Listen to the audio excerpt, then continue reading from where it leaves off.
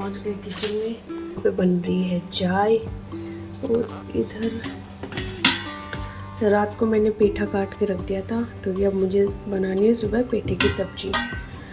तो गाँव से जो मैं पेठा लेके आई थी ना, ये वही वाला पेठा है। ऐसे बस इतना पेठा और बच गया है कि मैं सांभर में डाल सकूँ, और सारा मैंने कट कर ली क्योंकि सूखी सब्जी बन के ना कम हो जाती है। चाय बन के हो चुकी है रेडी, पहले सब्जी चढ़ा देती हूँ फिर चाय पीऊँगी।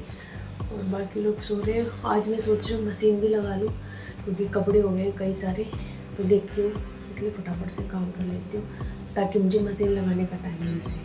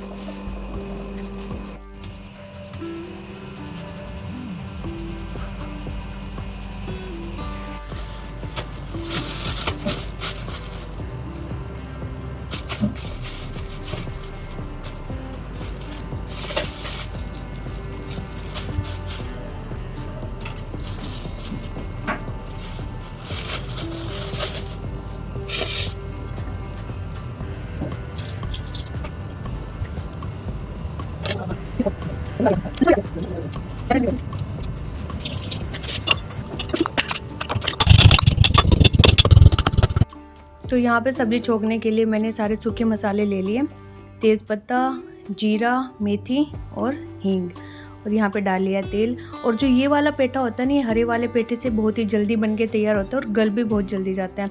हरे वाला पेठा जितना टाइम लेता है ये उतना टाइम बिल्कुल भी नहीं लेता है। इसके सारे छिलके उतार के मैंने रात को ही कट कर लिया था इस पेठे को, और इसकी इतनी टेस्टी सब्ज़ी बन के तैयार हुई थी ना कि बस पूछो मत। और ये बेल तो हमारे जल्दी ख़राब हो गई थी, नहीं तो और भी पेठे लगते तो काफ़ी मज़ा आता, काफ़ी सर्दियों तक खाते, क्योंकि पेठा एक बार रखने के बाद ना ख़राब नहीं होता अगर उसको चूहे वगैरह नहीं काटते। लास्ट टाइम भी हमने ऐसे ही स्टोर करके रखा था। तो यहाँ पे मैंने सीधा ही छोंक लगाने के बाद जो थे ये पम्पकिन ये डाल दिया था, और इसके बाद थोड़ा सा नमक, और इसको फिर मैं ढक के रख दूँगी, इसको पका लूँगी अच्छे से।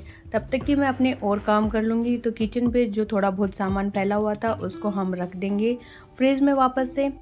और जब भी हम लोग गांव से आते हैं ना, तो इतना कभी कभी काम होता है, कभी कभी नहीं भी होता, लेकिन फिर भी थक जाते हैं, पता नहीं क्यों। या तो हम लोग जैसे सैटरडे को जाते हैं यहाँ से भागे भागे, फिर संडे को वापस भागे भागे आते हैं, तो भागा दौड़ी में भी मुझे लगता है कि रिलैक्स नहीं मिल पाता है।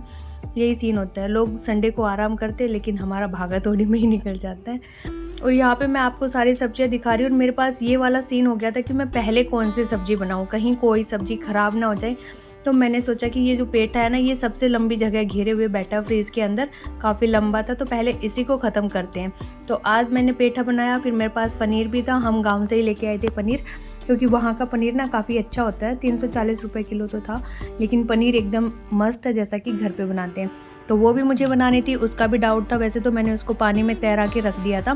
फिर केला थी जो हम लेके आए थे मंडी से, तो वो कच्चे की कच्ची थी, पकी नहीं थी, तो मैं सोच रही थी उनकी भी सब्ज़ी बना लूँ, तो ये भी चल रहा था। बट फिर यहाँ पे मैंने पम्पकिन बनाया, और हाँ लस्सी भी लेके आई थी गांव से, और जो छोटी छोटी बची बची सब्जियाँ रखी हैं थोड़ी थोड़ी, तो सांभर की भी थी। तो यहाँ पे पहले मैंने कद्दू से स्टार्ट किया, इसके बाद एक एक करके सारी सब्जियों को ख़त्म करते जाएंगे। यहाँ पे कद्दू गल गया था तो मैंने डाल दिया, लहसुन तो नहीं डाला, अदरक और मिर्ची का पेस्ट, साथ में जितने भी सूखे मसाले थे वो सारे डाल दिए। आमचूर डाल दिया क्योंकि मेरे पास खट्टा आम नहीं था, और ये तो मैंने देखा नहीं कि मेरे पास खट्टा आम है कि नहीं, क्योंकि मेरी मम्मी की फ्रेंड ना एक वो देख के गई थी आम, तो हम अगर उसको पहले काट कर लेते तो हमें पता लग जाता कि ये खट्टा है, तो मैं उसको सब्जी में ही डाल लेती, बट हमने बाद में देखा। फिर यहाँ पे मैंने लगा दी है मशीन, क्योंकि सैटरडे को ही धोए थे कपड़े, और आज हो गए थे खूब सारे कपड़े, तो मैंने सोचा कि मशीन लगा लेते हैं। तो किचन का मेरा काम हो गया था, फिर मैं इधर आ गई थी। मेन काम था वो कर आई थी, बाकी छोटा तो चलता रहेगा। जैसे कि हम मशीन चलाएंगे तो इसमें भी टाइम लगेगा ना कपड़े धुलने में, तो मैं इसको 6 बजे से पहले ही चला देती हूँ। और कपड़े डालने के बाद मैं दोबारा किचन में आ गई थी, क्योंकि मुझे बनाना था नाश्ते के लिए पोहे। तो यहाँ पे मैंने मूंगफली को तो फ्राई करने के लिए रख दिया है।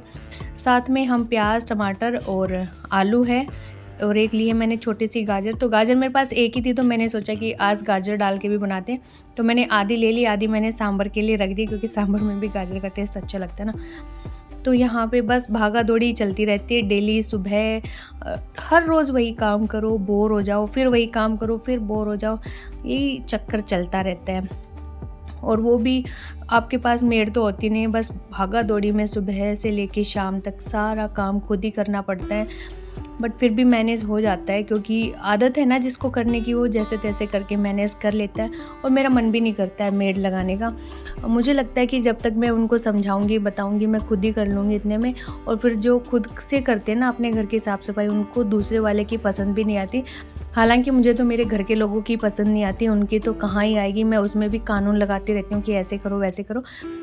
और मेरा घर ना ऐसे मुझे बिखरा बिखरा कभी नहीं लगता कि कोई सामान यहाँ पड़ा है, कोई सामान वहाँ पड़ा है। मुझे हमेशा से सेट ही लगता है। अगर मैं रात को भी सोती हूँ ना, तो मेरे सारे सामान अपनी अपनी जगह पे होते हैं। और ये मेरी हमेशा से आदत है कि सामान को अपनी जगह पे ही रखना, जहाँ से लिया है वहाँ पे, ताकि हमें बार बार ये डिक्लटरिंग वाला काम ना करने पड़े। और यही मैं बच्चों को सिखाती हूँ कि बाहर कोई भी ना तो बुक्स रहेगी, ना कोई सामान रहेगा, ना कपड़े रहेंगे। तो उसमें भी हमें बहुत सारी हेल्प मिल जाती है। अगर बच्चे साथ साथ वो काम रिपीट करते रहते हैं, तो हमें वो उनका काम नहीं करना पड़ता है। तो इन छोटी छोटी चीज़ों से ना हम अपना काम और टाइम बचा सकते हैं, अपनी एनर्जी सेव कर सकते हैं। तो मैं तो ऐसे ही करती हूँ। कभी कभार ही क्या हो गया कि थोड़ा बहुत सामान मेरा इधर होता है, जब हम लोग गांव से आए होते हैं, या फिर काफ़ी ज़्यादा ही भारी भरकम काम होता है घर में, बच्चों के बर्थडे वगैरह आ गया और कुछ नहीं, तो बिल्कुल मुझे नहीं लगता कि मेरा कोई भी सामान मुझे बाहर मिलेगा। और मुझे अपनी आदत ये ना सही लगती है। और अगर आपके बच्चे थोड़े बड़े बड़े हो गए हैं, तो आप उन्हें भी छोटे छोटे घर के काम दे सकते हैं, ताकि वो कामों को करना सीखें। क्योंकि अब आगे आने वाली जनरेशन ऐसी नहीं है कि लेडीज़ को ही काम करना पड़ेगा, फीमेल ही काम करेगी। क्योंकि अब जो फीमेल आएंगी वो बराबर से काम करवाएंगी मेल से भी। तो भैया अपने बच्चों को, लड़कों को सिखा के रखो कि भाई आगे तुम्हें काम करना पड़ सकता है, अपना अभी से सीख लो। तो मैं तो जब ये कुछ नहीं करते, बैठे रहते सुबह सुबह, तो मैं तो डस्टिंग का कपड़ा पकड़ा लेती हूँ कि चलो घर में डस्टिंग मार के आओ, ये वाला काम करो, टिफ़िन पैक करो, बोतलें भर के रखो अपनी। तो ये वाले सारे काम ये अपने आप ही करते हैं। अपने जो मैले कपड़े हैं सारे लॉन्ड्री बास्केट में डालना, चप्पल जूते उठा के रखना, टिफ़िन खोल के रखना जब स्कूल से वापस आए, ताकि मैं फटाफट से धो दूँ। उनमें जो खाना खाया है उन बर्तनों में पानी डाल के रख दो, ताकि वो सूखे ना। तो ऐसी छोटी छोटी चीज़ें मैं सिखाती रहती हूँ। और हालांकि बच्चों को सिखाने में ना बड़ा सरदर्दी वाला काम है, क्योंकि इनको एक बात के लिए डेली टोकना पड़ता है, और डेली क्या, दिन में 20 बार टोकना पड़ता है, तब जाके ये एक काम को ढंग से करते हैं। तो यहाँ पे कपड़े मेरे धुल रहे थे, साइड बाय साइड मैं लगा रही थी पोछा। तो यहाँ पे मेरी 2 बालकनी है। एक बालकनी में मैं मशीन लगाती हूँ, दूसरी सामने वाली फ्रंट वाली बालकनी है। तो मैंने किचन में और उधर वाली बालकनी में लगा दिया था, और इस रूम में लगा दिया था। जो दूसरा रूम है वो मेरे बालकनी की साइड खुलता है, तो फिर मैंने उस रूम में नहीं लगाया, क्योंकि मैं बार बार बालकनी में जाऊँगी ना तो पोछा गीला होता रहेगा। तो इसलिए मैंने वो आने जाने का रास्ता छोड़ दिया, बाकी सब जगह लगा दिया। और घर वालों को गोट के बिठा दिया कि कोई कहीं नहीं हिलेगा, पोछा गंदा हो जाएगा। तो यहाँ पे फिर जल्दी से मैंने मारा कि क्योंकि सबके स्कूल का टाइम हो रहा था जाने का। तो बच्चे भी नहा लिए हैं दोनों, अभी नहा रहे हैं हस्बैंड, उनके बाद फिर मैं नहाऊंगी। तब तक मैं लगा ले रही हूँ पोछा। और कपड़े मैंने ऑलमोस्ट सारे धो दिए थे, बस सुखाने वाले बचे थे एक बार के रस्सी पे, वो भी क्योंकि फिर मेरा स्कूल का टाइम होने को हो गया था। तो मैं फटाफट से डाल के इस पर रस्सी पे चली गई थी। मेरी मम्मी तो कह रही थी कोई नहीं मैं डाल दूँगी, तो चली जा। तो मेरा तो वही है कि मैं जितना खुद कर सकती हूँ मैं उतना करके जाती हूँ, फिर थोड़ा बहुत जो मेरे बस का नहीं होता मम्मी के हैंड ओवर। तो दोस्तों अभी बज गए हैं शाम के 6:30, और स्कूल से आने के बाद मैं सो गई थी। सोने के बाद थोड़ा सा मैंने वीडियो का काम किया, और अभी जो सुबह कपड़े धो के गए थे उन सबको फोल्ड करना है। सारे बेड पे पड़े हैं, उधर डाइनिंग टेबल के ऊपर भी लटकाए हुए मेरी मम्मी ने, क्योंकि दोपहर में आ गई थी थोड़ी सी बारिश, तो कपड़े सूख नहीं पाए, धूप भी नहीं निकली थी आज, और हल्की हल्की बूंदाबांदी आई थी, ऐसे ज़्यादा नहीं आई थी। मेरे हाथ में है झाड़ू, एक बार मैं झाड़ू निकाल देती हूँ, नहीं तो फिर रात हो जाएगी। बेडशीट भी मैंने नहीं बिछाई है, बेडशीट बिछाऊंगी दोनों ही रूम्स की। तो चलिए पहले झाड़ू निकाल लेते हैं।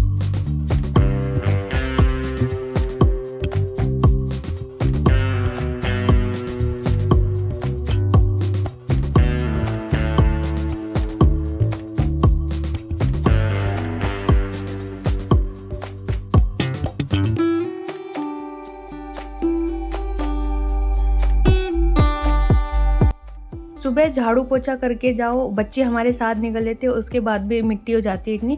क्योंकि मैंने नोटिस किया जिस दिन हम कपड़े धोते हैं ना उस दिन ज़्यादा मिट्टी होती है। क्योंकि मुझे लगता है जब हम कपड़े झड़काते हैं तो उनके रेसे भी जो निकलते हैं ना तो वो भी एक तरह से डस्ट पार्टिकल बन जाते हैं, तो इसलिए कूड़ा ज़्यादा निकलता है घर में। फिर यहाँ पे आ गई थी मैं किचन में। मैंने कपड़े फोल्ड करने के लिए बोला था, लेकिन मैं उनको छोड़ के फिर किचन में आ गई थी क्योंकि 7 बजे का टाइम हो गया था। तो मैंने सोचा उनको बाद में कर लेंगे, पहले डिनर बनाने की तैयारी कर लेते हैं।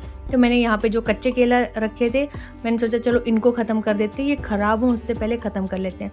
फिर यहाँ पे मैंने एक केला खा के देखा तो मुझे बहुत मीठा लगा, और फिर मैंने बाकी केले टच किए तो वो बाकी सॉफ्ट लग रहे थे। तो मैंने कहा ये तो काम आ सकते हैं, क्यों सब्ज़ी बनाई इनकी, कल ब्रेकफास्ट में काम आ जाएंगे, बच्चों का वो बना देंगे, बनाना शेक बना देंगे।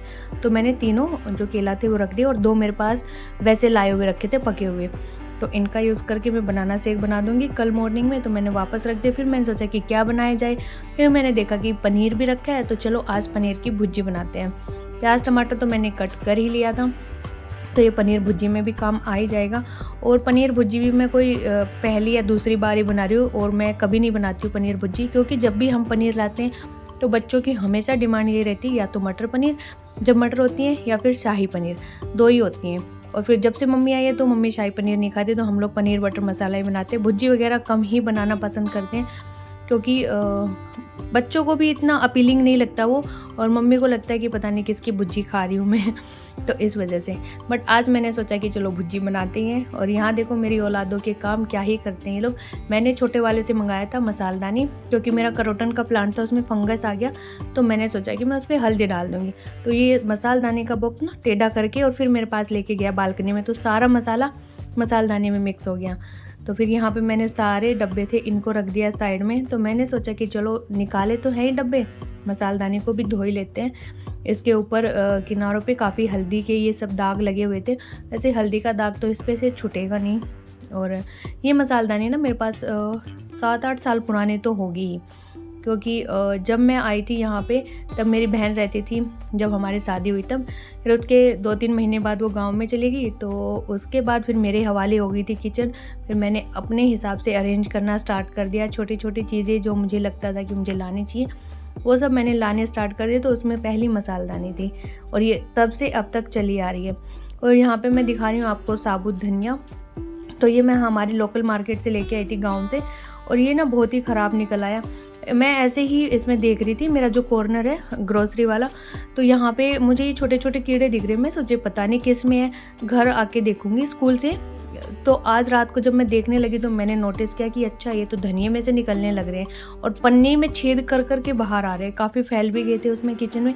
तो मैंने इसको 3 पन्नियों के ऊपर नीचे लेयर बना के डाल दिया, और इसकी वीडियो भी बना ली कि मैं जाके उस भैया को दिखाऊंगी कि अभी ले जाए हुए 10 दिन भी नहीं हुए और ये क्या धनिया दिया आपने मुझे। तो मैंने पैक करके उसको एज इट इज़ रख दिया, और यहाँ पे फिर पनीर को क्रश करके डाल दिया भुर्जी में, और ये बन गई हमारी पनीर भुर्जी। साथ में मैंने रोटियाँ सेक ली थी फटाफट से।